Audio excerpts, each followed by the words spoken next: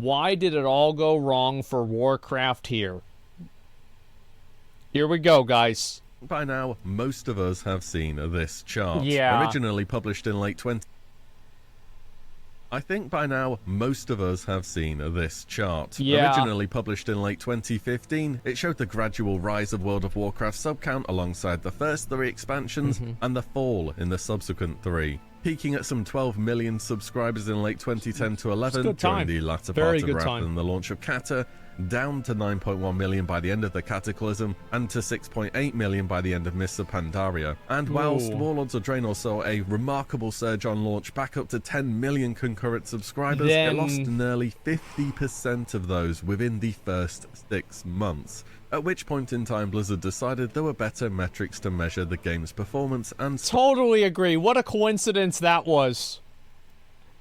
You know what I mean? Like, yeah, what a big coincidence they stopped posting them after that. I'd have done the same thing.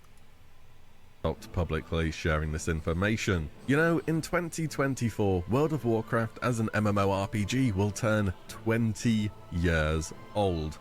And for about the same amount of years, there's been a non-stop stream of WoW killers, doomsayers, is WoW dying askers, and yet it remains. Oh yeah, people thought WoW was dying in Vanilla WoW and Burning Crusade, and in Wrath, at that point, everybody knew it was dying. So yeah, I mean, this has always been the case. It's important to contextualize this, that everybody has always said WoW was dying, but for a while there, they were kind of wrong if you look at the numbers. Though it may not be on the same level of industry-wide gaming powerhouse that it once was, it certainly looks to be so among its genre. But why did it begin to lose players at such a shocking rate? When you actually take a look at the numbers, Warlords of Draenor lost more subscribers in 6 months than TBC and Wrath gained together in 4 years. Well, that loss began somewhere, and that was during World of Warcraft. I don't think a lot of people really remember how bad WoD was. Like, they don't really remember it because it's like it was a long time ago. It's like, oh, you just remember the raids. Raids were really good. Warlords of Draenor was the worst expansion Blizzard has ever made. BFA and Shadowlands are infinitely better than Warlords of Draenor. I don't think anybody can comprehend the lack of content that WoD had. It was so bad that they lost over half of the player base in like less than a year. It was so bad. Third expansion, Cataclysm. Did Cata just suck? Was the time of the MMO over? What gives? Today, I want to take a look at what went wrong for World of Warcraft at this point in time, both in-game and out. Before we go on, I want to do a quick shout out to today's video sponsor, Keeps. Keeps is an online subscription service that helps men keep their hair where it counts, with treatment sent straight to your door and a track record of improvement within 6 months for most customers. Keeps has a whole support team of advisors, prescribers and care specialists, so you can rest assured on your hairy journey. With a year of unlimited messaging, so you can connect with your dedicated medical provider whenever you need to. Keeps is delivered straight to your door. Think of it as homegrown hair, and because of that, you'll be able to save on time and money, with it being estimated around half of the cost of that of a traditional pharmacy visit. Prevention is key, and Keeps is here to help. Hair loss stops today with Keeps. To get 50% off your first order, go to keeps.com/Will E or click the link in the description. That's KEEPS.com/Will E. Many thanks to Keeps today for the sponsor. I've got to give them props. If you are selling anti-balding cures, classic WoW viewers, yep. Yeah. In like 2 or 3 expansions here, we'll also see erectile dysfunction stuff too. Yeah, it's just one thing after another, guys. It just can't catch a break. Let's talk WoW. So it was late 2011, I was still at university, youngest classic WoW player, I know. We had all seen the latest cinematic, Deathwing the Destroyer burst forth from the earth, driven mad and swearing to consume the entirety of Azeroth in flames. And an expansion is always hype, you saw the chart at the start. Blizzard makes something new, number goes up. Oh, I was equally hyped about Cataclysm as I was about Wrath, because I had read the book about Deathwing, so Like, this wasn't kind of out of left field for me. I kind of always wondered, I was like, what about Deathwing? Like, Deathwing's this super powerful dragon. Like, where is he? What's going on? And so, like, whenever they announced this, I was really hyped up about it. I thought it was awesome. Just works. Wrath of the Lich King had seen the greatest engagement and concurrent subscribers of any version of World of Warcraft so far. So Cataclysm... By the way, it seems like that pattern is repeating itself with Wrath of the Lich King Classic. Apparently, Warcraft logs announced that it had its highest week of people that recorded parses ever in Wrath of the Lich King. Absolutely fucking massive. Everybody is playing Wrath, or at least they're raiding in Wrath. Literally had a lot to live up to, and I think one of the overarching goals was to modernize the game a little bit, bring it up to speed and give it new coats of paint, I suppose. Remember that this game launched in 2004, and this was some 7 years later, where the base game had gone near unchanged. Well, that was about to change, and pretty significantly too, because Cataclysm didn't have Outland or a Northrend. It was the Eastern Kingdoms and Kalimdor that were receiving changes. I never liked how they changed it where you couldn't go back. You know, like whenever they bombed Theramore and you could talk to the Keeper of Time and go back to the original Theramore? I feel like if they had done that with Warcraft, if they had the tech to do that then, it would have been a lot better, because there was like so much nostalgia people had for the old zones and the old quests and everything, and like not being able to go back and do that at all, like really kind of sucked.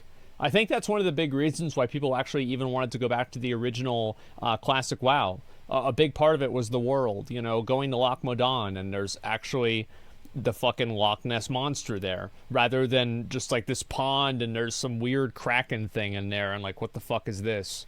And, you know, the Badlands got turned into a big black dick. I'm not even kidding. You go up there, fly above it, look down, and tell me what you see. It's a big black dick. And yeah, a lot of I'm not joking. Go on there, look it up, and you don't need to be a genius to see this. It's ribbed even. So anyway, yeah, I think this was really disappointing, and it cut a lot of people's nostalgia. Dean was destroyed, as shown in the cinematic by the way. Huge rifts opened up in the world in Darkshore and Stranglethorn Vale, and the Barrens was divided up in two, and this was one of the first real talking points that people hit on for Cata. The old world revamp made it not really feel like Azeroth anymore, and alongside flying now being available on the base game continents, well, it was hard to argue. For me, Westfall is my all-time favourite zone in World of Warcraft. The mysterious story of the Defias Brotherhood, cutting through their ranks, traveling. As somebody who went through and did every single quest in both, I got Lore Master before they made the change for this at the end of like Wrath of the Lich King. So I did all of the quests back then. Or was it Lore Master? The Seeker. It was the Seeker quest line, and you needed 3,000 quests. And I got that title back in Wrath of the Lich King. So I completed all of the quests in the game. And I also went back and I completed all of the quests again in the game afterwards for the achievements. I'm going to be honest, guys, the new quests are better. They're just fucking better. They're better designed. They're more interesting. I think that most of the quests in the old game were pretty fucking garbage. There were a few quest lines that were very endearing and really cool. But for the most part, the old quests were fucking garbage. And the new ones were a huge improvement. But there is the nostalgia aspect, and that's why people would still want to go back. Around the world to learn of their leader, intercepting the messenger, topped off with a good old run through the Dead Mines, hopefully seeing a cruel barb drop. And in Cataclysm, well, there isn't an Edwin Van Cleef waiting at the end of Dead Mines anymore. You witness the rise of a new leader of this organization, and you have a revamped dungeon. It's just all, well, different. And that's good. I think that's good that Warcraft evolves and changes, and the dungeons change and evolve based off of what happens in the game. I consider that a huge positive and a great thing for the game.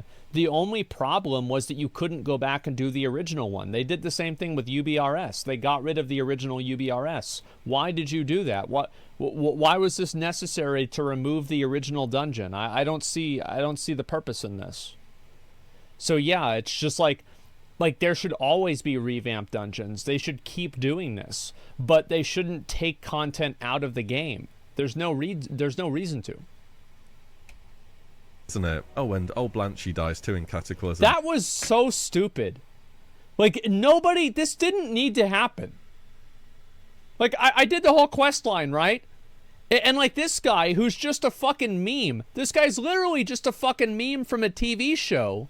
And this horse that we had to protect and save and feed for 8 fucking years dies, so this TV show knockoff meme quest line can rise? What a bunch of horse shit that is. Yeah, they sent him to the glue factory. Old Blanchy did not have to die. This was completely unnecessary by Deathwing and by Blizzard. But she's a mount in Shadowlands, and apparently she was an evil horse in life as she was sent to Revendreth. The more you know. And with the whole world changing, so did questing, just like the Defias chain I was talking about. Yeah. Red Ridge Mountains became an ode to Rambo, many unique vanilla quest rewards were removed and updated, and armor was also changed to, well, make sense for the spec that you're playing, even more so than was the case between vanilla and Wrath, that is. In fact, Blizzard have been updating quest rewards since TBC, because vanilla had absolute... And this was a good thing. This was a very, very good thing. I know there's some people that like to go around and think, oh no, actually it's super cool that we get a chess piece with strength on it. No, it's not. The gear sucks. It just fucking leads players in the wrong direction. It's misleading. It's annoying. It sucks. There's no reason for any of that to ever exist. Gems like this. And the questing revamp was an area that players took issue with as well. Yeah, Uldum, one of the new zones, has a huge quest chain which is pretty clearly centered around movie character Indiana Jones. There were a tremendous amount of movie and popular media references that got changed into WoW, and this has always been the case. There have always been references in the game, but there were a lot of them with the new quests, and I could see how that could take people out of the immersion of the game. Vashj'ir was amazing. Vashj'ir was one of the best zones Blizzard has ever made. Now, the problem is that Vashj'ir, whenever Cataclysm came out, whenever you were leveling, Hyjal was faster for leveling. So the only people that went to Vashj'ir were people that hated their lives. So because the leveling was slower, nobody wanted to go to Vashj'ir, and Vashj'ir got this reputation of being a bad zone. I've done every quest line in the entire game. Vashj'ir is a great zone. It's extremely well designed. It's one of the best designed zones in the entire game. It has historically always been a negative talking point too, even though it was optional content and you could have just started in Mount Hyjal instead. We did neither. Whenever Cataclysm came out, me and my 5-man group, we dungeon grinded Blackrock Caverns until level 82, and we went straight to Deepholm. We were like, people are like, oh, they destroyed the experience. They don't really know what it's really like to play the game back in the day. Yeah, we dungeon grinded to 82 because we didn't want to fucking fight 5 million people out there doing Hyjal quests. About overusing pop culture in World of Warcraft during Cataclysm is a bit, lot. I don't know. Yeah. Yes, there was a lot of it, but there always has been in World of Warcraft. Exactly. Here's a few not too subtle references from the Death Knight starter zone. We have a quest called Tonight We Dine in Hell, pretty clear reference to 300. I have a little quote from the quest here, the gift that keeps on giving. I have come from the frozen heart of Naxxramas to feast on souls and deliver a vicious threshing upon our sworn enemies. And I'm all out of souls. Sounds rather like Duke Nukem to me. And we even have... It's not Duke Nukem. It is, They Live. Rowdy Roddy Piper. Whenever he came into the bank with the sunglasses, and he took it off, he says, I'm here to chew bubblegum and kick ass and chew bubblegum, and I'm all out of bubblegum. Yeah. That's actually what it was from. The Duke Nukem took that from him. Have a quest called Grand Theft Palomino. I mean, come on. All 3 of these are from the DK starter zone, remember? Yeah. As in the start of a high fantasy new class to World of Warcraft, which has a pretty serious story arc in the battle for Light's Hope Chapel, and your Death Knight then going on to join your faction. Yeah, this quest line was incredible. Kind of like how Uldum has a bit of silliness with Harrison Jones winging around ancient tombs, but then you also have the Halls of Origination, which was rumoured to contain a device which could reorder all life on Azeroth, which isn't exactly a good thing. Maybe it was just a bit more prominent and in your face in Cata, but Blizzard have always made World of Warcraft like this. And on the... I think that they did, but a lot of the ones in Cataclysm were not very subtle compared to the other ones. Topic of the world, Blizzard a little while ago did a post on the design pillars for Classic where they say, the world is the main character. This pillar of design means we need to preserve the world we have created from excessive changes. How exactly does that fit in with Cata Classic then, when part of the expansion is the entire world changing? One final thing about the old world and quest. As I said, Blizzard, I've got the solution. You come out with the big announcement. After Wrath of the Lich King, we're going to have the new expansion that follows it. World of Warcraft Mists of Pandaria. And we're going to play all the way through Pandaria. We're going to, do the Black Prince quest line, defeat the Thunder King, stop Garrosh. Well, actually, at the end of it, Garrosh, turns out he's right, and Thrall dies or something, and Garrosh is the war chief, which is really convenient because you need a strong war chief because the expansion after Mists of Pandaria. Oh, and Sylvanas, she goes back to the Undercity, and she starts wearing bikinis again. And then after this, we go straight from Mists of Pandaria over, you guessed it, to Legion. So how did Gul'dan come back? I don't know. I mean, he faked his death in Warcraft 3. It was the skull of another orc. And guess what? He's here to summon Sargeras. And Illidan's in jail. We've got to stop this guy. That's all they need to do, guys. Just cut out Cataclysm, cut out WoD, and just let's have the greatest hits. Let's forget these things ever happened. Yeah, he faked his death with Tupac. There you go. Changing is a lot less people these days are joining the game, and it's gone in more of a seasonal direction, I feel. Also, I don't think that people are not joining WoW because WoW is an old game. I think that there are people that come and they play OSRS for the first time all the time. People are not playing WoW because it's an old game. They're not playing it. Sorry, they are not playing it because there's 15 years of FOMO put in the game, and it's like you're starting behind, and there's like so much context of the game. It's overwhelming for a new player to get into. It's massively overwhelming. And that's why, like, anybody who comes into the game, I usually tell them, like, listen, you should play whatever is, like, what's fresh, right? Like, you should play the new Classic expansion if that just came out, or you should play the new Retail expansion if that just came out. But, like, outside of, like, Dragonflight launch, I'm probably going to tell people, the fact is, man, you're probably going to enjoy Wrath Classic a lot more. Because Wrath Classic, you don't have all of these fucking, like, 10 years of, like, of an arms race between add-on developers and Blizzard developers to make the raids harder, and at the same time add in all these other features and FOMO things into the game that we don't really need. I think they should definitely tune a lot of that stuff back. I feel like, especially now we've gone through 3 expansions, 2 expansions with it for Mythic Plus and also for Gladiator. But I guess Gladiator's always been like that. But like I feel like there's just so many FOMO amounts now in the game that a lot of people feel like I don't want to come back and play this game and start this game because I'm so far behind. I would love if WoW did a fresh reset of the game. Just a completely fresh reset, like make WoW 2. I mean, this is coming from me, and I have like how many mounts, like how many FOMO things, and like bullshit like this. Like I have the original Warbear, Black Proto Drake, fucking like TOGC mounts, etc. Like mini Gladiator mounts. Thank you, SSDS, and other stuff like that. But I would love to go back and just play on the same playing field as everybody else. Of an LFD, so there's going to be even less people running but a new dungeons. Game, though. Also, the new zones in Cata all require flying at least to a lot of certain changes. degrees. All in all, though, if I had to pick one, I do think I have a preference towards the older world that Vanilla had. Anyways, I want to move on from this point as I've got a lot more to cover. So I just Yeah, I will have to say that I think that the old world had a little bit more heart to it sometimes, and it was endearing in some places. But I do think the new world was like a really big improvement in a lot of cases. The post-Cataclysm world was a huge improvement in a lot of cases. Like, especially, like, there were some zones that I think got worse. Like, for example, Shimmering Flats, I think, got worse. Like, Thousand Needles got worse. But many zones got a lot better. Mention that I think the game has gone in more of a seasonal direction, as in new patch happens, you play the new patch for a bit until you get bored, you wait for the next patch, and you repeat. I'd wager that that's not a bad thing. I don't think that being able to play just one patch at a time and then going back and, you know, you do your content, then you're gone.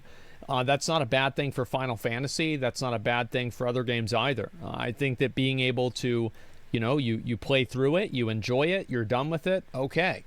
That's totally okay. I think the problem is that whenever people come back, they feel like they have to do the same thing that they already did. It's like, oh, you've got to do all your Mythic plus 15s again. It's like, oh, fuck, like I just did those last patch. Now I have to do them again. Oh my god. It doesn't feel good. People are spending on average less time in game than they were in 2010 by quite a large margin. Now, many games have fully embraced this pattern. On retail, they don't have new patches anymore. They instead call them seasons. And a season in retail will entail a new... I don't like the idea of seasons in a way. Like, I don't think it's a bad thing, like what I said, but I don't like how they call them seasons, and I don't like what seasons imply for WoW. I don't like the full reset. Does that make sense? Like, I don't like how whenever the new patch comes out, your Mythic raid gear that you've worked really hard for doesn't really matter anymore. It doesn't make a big difference. Like, other people are going to replace it with normal mode gear. You're going to get certain items from, you know, the world, the new zone that's better than your Mythic raiding gear, your heroic raiding gear for sure. And it just feels like all of your progress just didn't matter. Like, I don't know. I think that sucks. Arena season, a new Mythic Plus season, new raid, new set of gear, and so on. Mythic Plus is especially like that. Like, I really, really don't like that, man. How's that different than 5 minutes ago, WoW 2? Because they wouldn't be releasing WoW 2 every single 4 or 6 months. That's why. Is a reset. Now, I want to bring two things up here. This whole idea of the seasonality of the game really began in Wrath. In Classic, gear and itemization began in Wrath of the Lich King.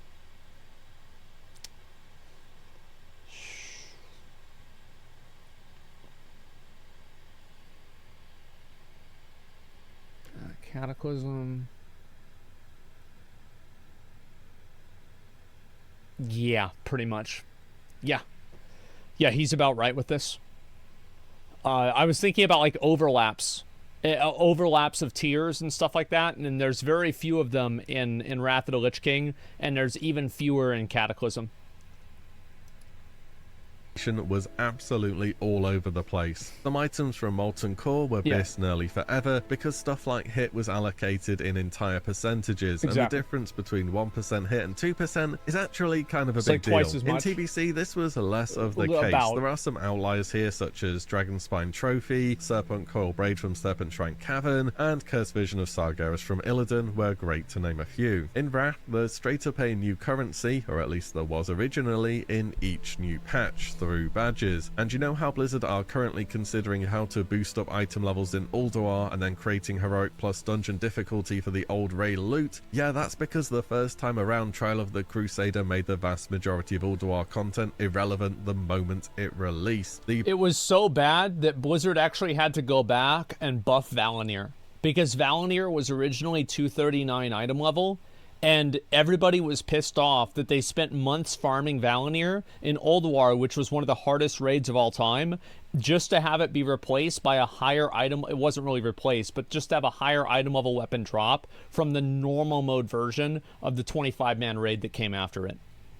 Blizzard developer Chris Zerhut, who implemented original Wrath gear levels, is working on Classic, and these are literally his ideas. I don't know. Yeah, I actually think that Blizzard is making a lot of really great decisions with Wrath of the Lich King, and I think that all of the decisions that they're making with loot in Wrath of the Lich King and item levels are S-tier decisions. They are really, really smart, good decisions. Like, I don't even know really how I would improve on them. That's how good they are. How else I can put this, seasonal WoW started in Wrath, but future expansions definitely continued to lean into it. Also, okay, this is going probably the most off topic I managed to go in a video in quite a while, but I want to say it. Okay. I can see a day where subscription is replaced by Battle Pass, and that free-to-play and Battle Pass becomes the go-to monetization for MMORPGs. We know. I think that's probably going to happen. I wouldn't be surprised if it happened. I would love if they just put World of Warcraft on, instead of Battle Pass, Game Pass. I'd love if Warcraft was on the Xbox Game Pass, and you bought the Xbox Game Pass, you got Warcraft. I think that would be so fucking good for the game. That would be amazing, because it would be such a huge value add. You'd have more people playing WoW, because there would be less reasons. Like, for example, a lot of people would unsub from WoW because they're not currently playing WoW. But there are those moments where, like, remember whenever Ghostcrawler was talking about this in the preview for the Canon interview that we're going to watch in probably a day or so. I haven't done it yet, I'm sorry. I'll watch it soon. And he's like, oh, I want to try it and log into WoW, but, like, I don't want to pay $15 a month. If you have Game Pass, that increases the value add that Game Pass provides for you. And this has actually been something that Amazon has been doing for a long time with Amazon Prime. Like, whenever Amazon Prime originally came out, it was really just you could get stuff shipped to you faster. But now you have Amazon Prime Movies, Amazon fucking Music. You have all of these other things that you get through your subscription in Prime, which increases the value of Prime to a degree that Amazon is a multi-billion-dollar company. So it obviously fucking works. So if Xbox puts World of Warcraft on the Game Pass, that's going to bring all of those players that were paying for World of Warcraft right now to paying to the game for the Game Pass. And if they're paying for the Game Pass, they are going to be less likely to immediately unsub from the Game Pass, because the Game Pass provides so many other things besides just World of Warcraft. And that means that if they want to come back and play World of Warcraft again, that barrier to entry of paying $15 again just to log on is gone, because they're more likely to keep their sub. I feel like if Xbox puts puts WoW on the Xbox Game Pass, World of Warcraft will have a very bright future. Quote me on that for whenever they add pay to win. Oh wait, they already did. Microsoft is buying out Activision Blizzard, World of Warcraft could be added to a Game Pass, but then for each new season of the game, hey, let's try and bring out something for people who play the game seasonally. Yeah. Think of how many other games do battle passes: Call of Duty, Fortnite, League of Legends, Teamfight Tactics. Every game does battle passes, but I feel like battle passes are going the route of subscription movie services and TV services, where it was great whenever all you had was Netflix, because you could just buy Netflix and it was okay. It's like, imagine, like, you know why Spotify is so good is because you don't need to buy, like, imagine if you had to buy Apple Music, Spotify, Tidal, Amazon Music. You had to buy all four of these because, you know, oh, well, Taylor Swift has her music on here, but Tool is on this one. But then if I want to listen to Kanye West, it's on Tidal. And it's like people would be fucking furious at Pandora, right? Or some bullshit like that.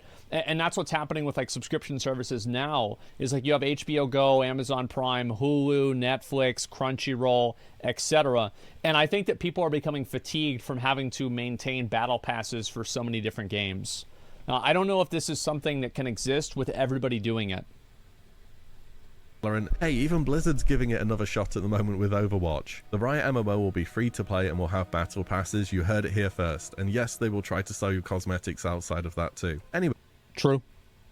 Back to the video. Talents and itemization. So back from 2011, you can see time and time again, if I go through comments, that it was claimed that Kata dumbed down the game. Talents went from these sprawling trees of Wrath of the Lich King to far more linear, where you were required to invest 31 points into a tree before you could explore your other options. And stats were simple. You thought this, I think this is a stupid idea. I don't like how they made this change, but I know why they did it. It's because I don't know how many times I would do like a pug for TOC Tin Man, and there would be some Death Knight, and his name is like Bloody Killa XX, and I look at his fucking his talents, and he has 61 or 71 points in blood. Every single talent. Or he has, even better yet, this is what would happen. He would have like 20 points in one, 20 points in another, 20 points in another. I see why they tried to make it a little bit more on rails, but I still like the original talents better. I like being able to choose and do whatever the fuck I want with the talent tree. That's what makes the game fun, is being able to build a character. I actually think Blizzard with the new talent trees, I don't like how many abilities are on the talent trees. I think that's kind of boring. But with the amount of traits and cool things that you can do with the talents, I think that's great.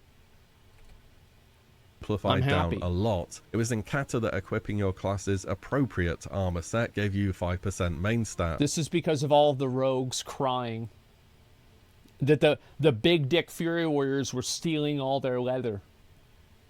Yeah. So now paladins wear plate, shamans wear mail, and so on. Gone were the days of warriors enjoying a nice bit of leather. Secondary stats were streamlined. This was a good thing, by the way. I have never... As cool as it was that warriors could wear leather and do more damage, I just don't think it was good game design.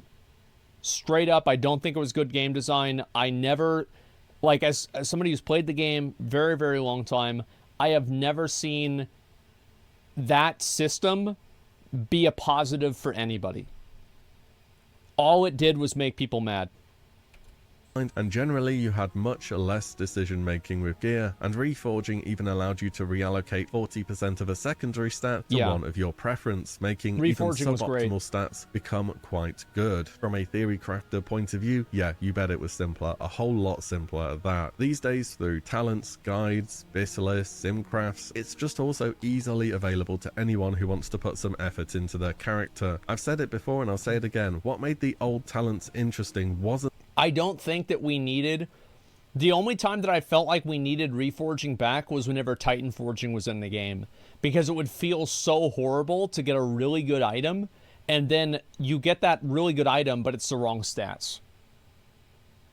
So it's like you could make up for the fact that you got something really good, but it had the wrong stats. I think that nowadays, you do not need reforging back in the game. This will not make the game any better. It will not improve anything. The size of the talent tree, it was the fact that they changed it often. Back then Blizzard did big class changes mid-expansion or even mid-patch. The term flavor of the month began to rise in prominence in original Wrath because of this. Also, when I read dumbed down gameplay compared to classic or TBC after having experienced classic and TBC, is just, I can't take that seriously whatsoever. The Warlocks go back to just pressing Shadow Bolt for their entire rotation in Cataclysm? No, they don't. Even the average class gameplay in Wrath is so much more involved than classic or TBC. The game has gotten harder all along the way. Like, it has gotten a lot harder the entire way through. Anybody who says that any previous version of the game was harder is a fucking idiot. The only exception that I will make is that I would say classic leveling for sure, maybe Burning Crusade leveling was a lot harder. Leveling was harder to do at the beginning.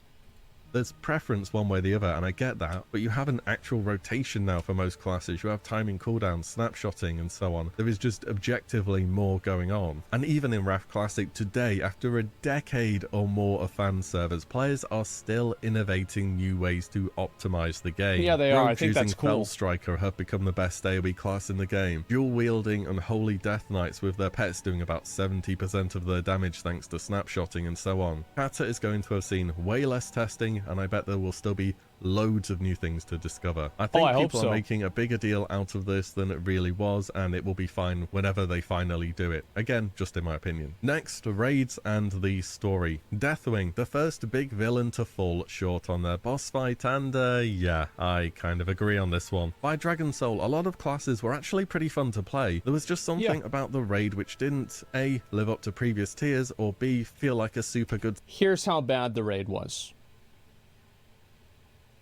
The raid name was just the name of an item. The raid setting was just the same Dragon Blight that we have in Wrath of the Lich King. Morchok, the first boss, was just the same as the third boss in Stonecore. Yorsaj was just one of the faceless tentacle boys. What's his name? Xanas, Warlord Xanas, was the exact same as General Vezix. So not only... Oh, and then Hagara the Stormbinder was just a shaman in tier 2. Ultraxian was a relatively, I think Ultraxian was new.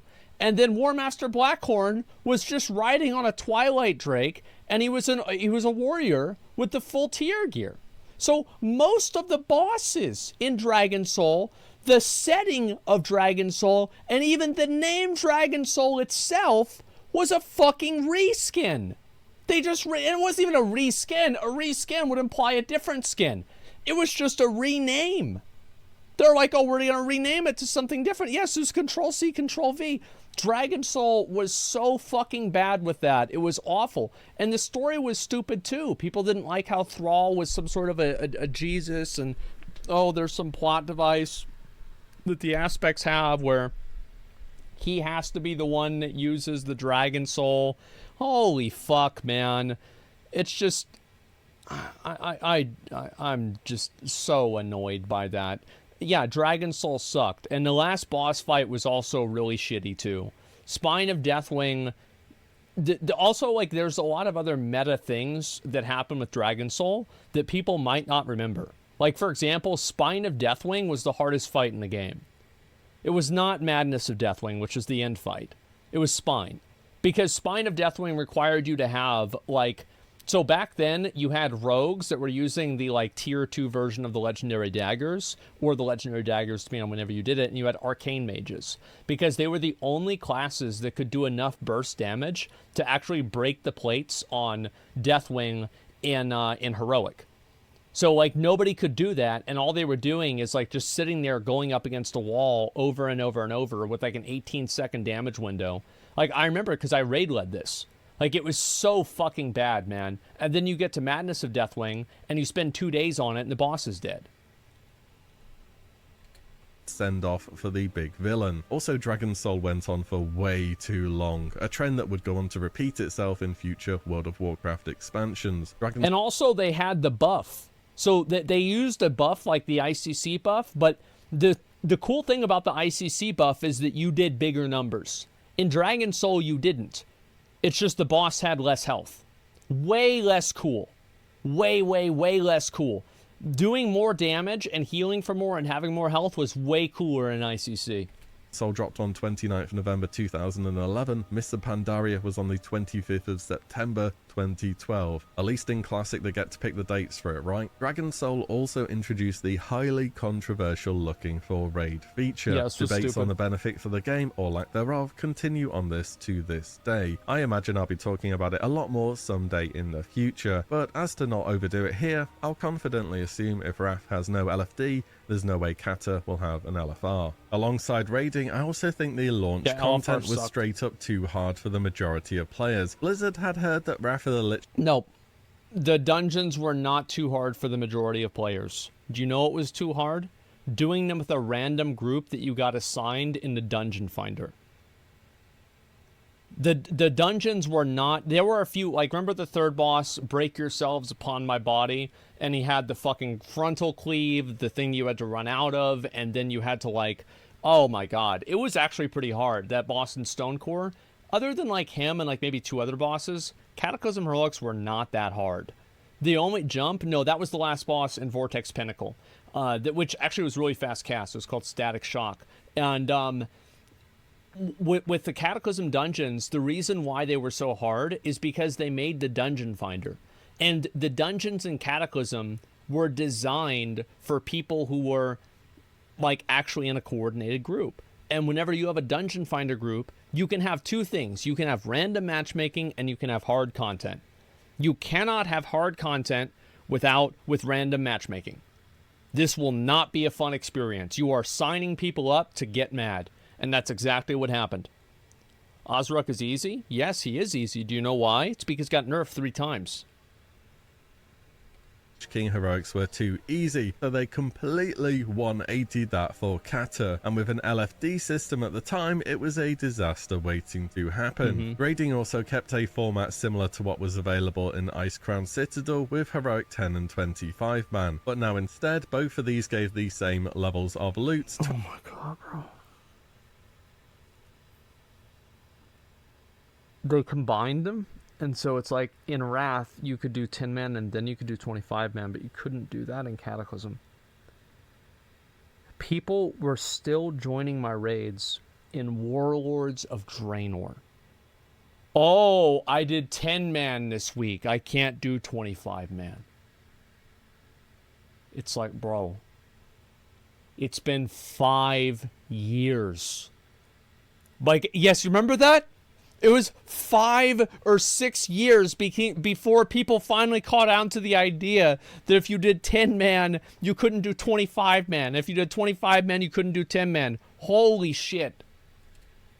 25 just awarded more items, which sounds great until you remember how some fights are scaled between the two difficulties. There were those fights which were just so much harder on 10-man. This is not an example, actually. It was only an example if you didn't have 2 Disc Priests. The reason why Disc Priest was really good on Halfus Wormbreaker is because the Disc Priest could do damage, and their damage was reflected into heals. So if you had Disc Priest healing on Halfus, because Halfus was taking a bunch of extra bonus damage, he would be very, very easy to kill, because he could just, the Disc Priest would just spam on damage on him, and it would just full heal everybody constantly. And the harder bosses were like, I remember Ascendant Council was harder. I think Cho'Gall, maybe it was Cho'Gall was harder. I don't remember exactly. Maybe he wasn't. And Valonian Threlion, the next boss in here, was the harder boss on 10-man. Wormbreaker comes to mind here. There's a reason Blizzard eventually swapped to 20-man mythics, and it was all about balancing the content for the appropriate number of players. I often hear too that Wrath of the Lich King was the real end of World of Warcraft from a story point of view. People say this about Final Fantasy. And I do think that there will probably be people that move away from Final Fantasy because the Hydaelyn Zodiark era apparently is gone. Like, this is ended. I haven't played Endwalker yet, so I'm not sure.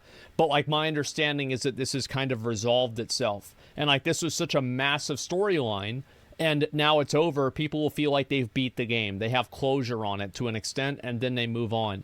And I think people felt the same way after the Lich King was done, because the Lich King was the final loose end after Warcraft 3. So the people that grew up playing Warcraft 2, Warcraft 3, maybe also even originally Warcraft 1, the Lich King was the last problem that wasn't solved.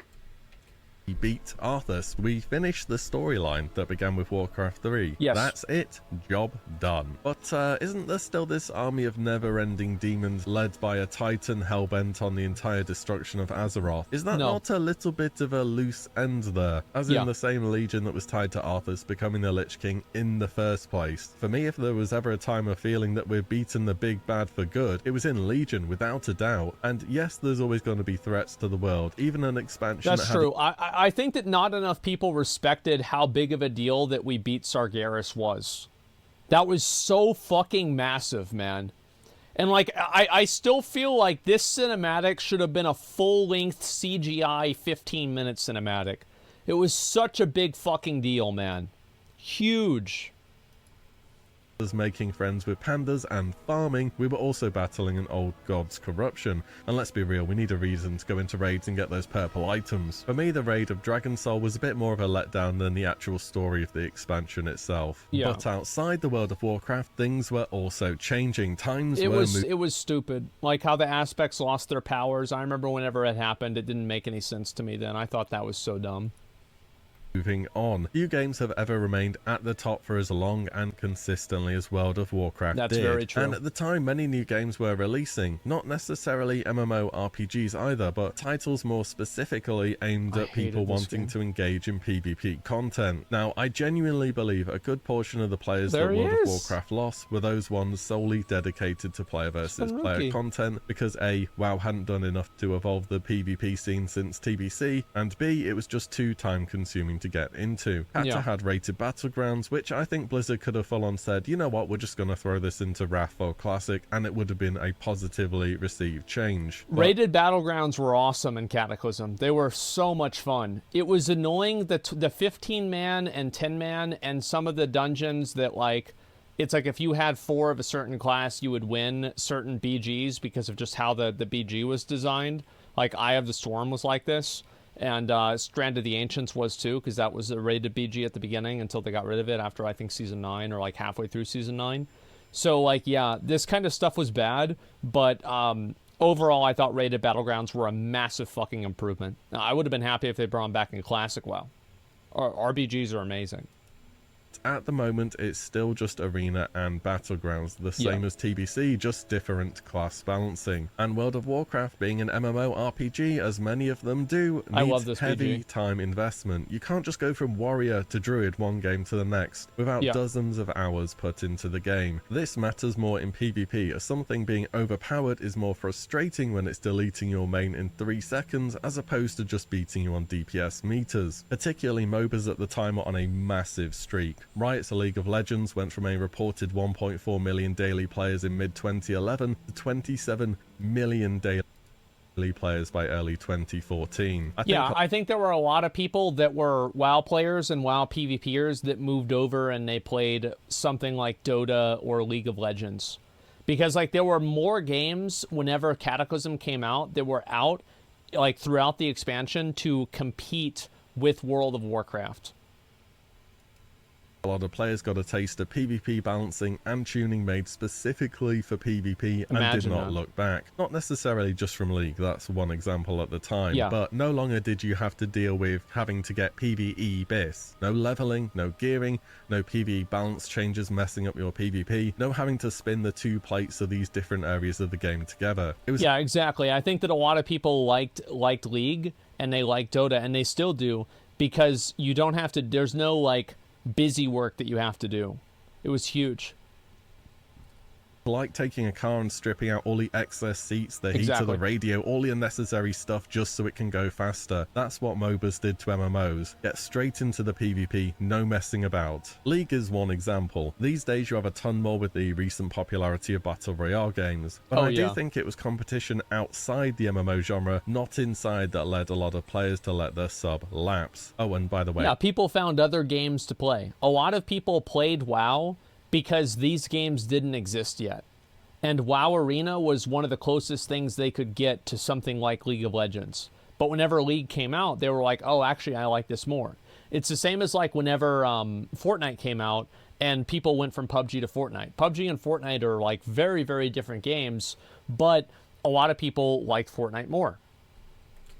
The competition was free too, which doesn't exactly hurt. Whatever caused the downward trend to begin, it was definitely a complicated thing, and a series of decisions that either didn't resonate with the current player base or weren't sufficient for players to keep justifying a monthly fee. I think, and oh boy does this happen a lot, people have a tendency to say, I didn't like X thing, therefore X thing is why the game died. People will tell you to this day that flying killed WoW. Blizzard tried taking it away again in Warlords of Draenor, didn't go so well. But Kata, overall, I can agree with the common criticisms I went over in this video, though I think for a classic version, some of them wouldn't be nearly as impactful due to the more static, last patch nature of the game now. Also, I think the out-of-game influences, such as other games, MMO fatigue, and the rise of PvP alternatives, were a bigger factor than people give them credit for. But that... Yeah, they were huge. As somebody who played a lot of PvP in Burning Crusade and Wrath and Cataclysm, I don't know how many of my friends stopped logging on to WoW during Cataclysm because they were playing and trying to go pro in these other games. Like, I had friends that are trying to go pro in StarCraft, trying to go pro in, you know, League of Legends or these other games, like especially Dota and League. A lot of people moved over to those games. Of course, just all in my opinion. What do you think? Was WoW destined to drop off whatever they did? Did Blizzard just drop the ball on Kata, or something else entirely perhaps? Also, did you play Kata back then? Do you have any strong memories or impressions of your time of it? And how about a Kata classic? So many questions. Either way, let me know your thoughts on everything I've gone over here today. If you like the discussion, drop a like. It helps the channel grow. And as always, thank you all so much for watching and listening in, and I'll see you all in the next one. Very soon. Very soon. Yeah, I think that was pretty fair. Obviously, like, there were a lot of things in Cataclysm that just made the game, they made the game feel like it wasn't the original game. It cut that cord of nostalgia for a lot of players, and I think that cutting that cord with, like, making the new game, the new storyline, the new Azeroth, etc., a lot of people thought to themselves, you know what, it's time to stop. I'm going to move on with my life. And also, a lot of people, you've got to keep in mind, who was really playing World of Warcraft and Vanilla WoW? Well, you probably had high school students and college students. So, like, let's say the average age in 2004 was 17. Let's say 17 or 18. So let's say it's 17. And then 8 years later, that would be 2011, basically whenever Cataclysm came out. I know it came out in 2010. It was like December 7th, 2010, I think. That's 8 years later.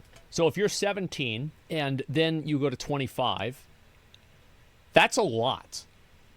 Like, I'm sorry, but like that's like you've graduated high school, you went through all the way through college. You could have even gone for a 4-year a fucking master's degree at that point, 6-year degree, and you could have completed that within that period of time. You're either like 1 or 3 years into your career. You might already have kids at this point. Like, Cataclysm was whenever a lot of my friends, like, and this is especially true, like with Mick Levy, like his friends and like our mutual friends, like during Cataclysm and at the end of Wrath, I mean, fuck. Like Wrath got so boring at the end, our friend Hayden started a family. He was like, fuck this. Like, I'm just going to have a family. He's got like 3 kids now, and by the end of Cataclysm, he's not really playing the game as much. Yeah, he'll come back every once in a while and he'll play the game again, but it's never going to be the same way as it was. And that's just and I'm sure he's happy about that. It's a good thing. I mean, I'm happy for him, absolutely. But that's one less player in the game. So you had an aging audience, and like there are people that are going to continue playing it, like me, right? I'm 32. I keep playing the game, etc. But a lot of my other friends that play the game, they don't. And like my job is playing video games, and so I kind of have a unique circumstance. For most other people, they don't have the same amount of time that they can invest into it, you know? What's this here? You know what real life is? Wait, I'm tripping? What, you guys don't think so? I don't know about that. I think I know exactly what I'm talking about. I know plenty of people that this has happened to. Absolutely, man.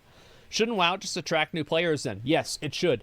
WoW will always slowly die if all it does is attract the same people. Because it doesn't matter how good the game is, that number will go down. A great example of this is the New World. Let me link the video too, by the way. This is a Willy video. We've watched a lot of Willy videos recently. I fucking love Willy videos. I hope you guys do too. Make sure to give him a like and give him a sub if you do. This guy makes amazing Classic WoW content. Probably one of the best content creators for Classic WoW there is. And the thing is with like the New World servers, like the Return to Eternum servers, everybody that I've talked to that I know has said that New World is a lot better than it was on launch, and they're really enjoying playing the game. But the truth is that every single Return to Eternum server has gone down in population. And do you know why that is? Because people pick up the game and then they stop playing it for whatever reason. There doesn't have to be like, oh, it's the holidays and they want to spend more time with their family. It's got nothing to do with the game. Nothing at all. So they're just doing this, and guess what? The population slowly dwindles down, and you need to replenish those people. And the way that you do that is by creating content that engages new players. And that's what WoW doesn't do enough of nowadays. That's what it is.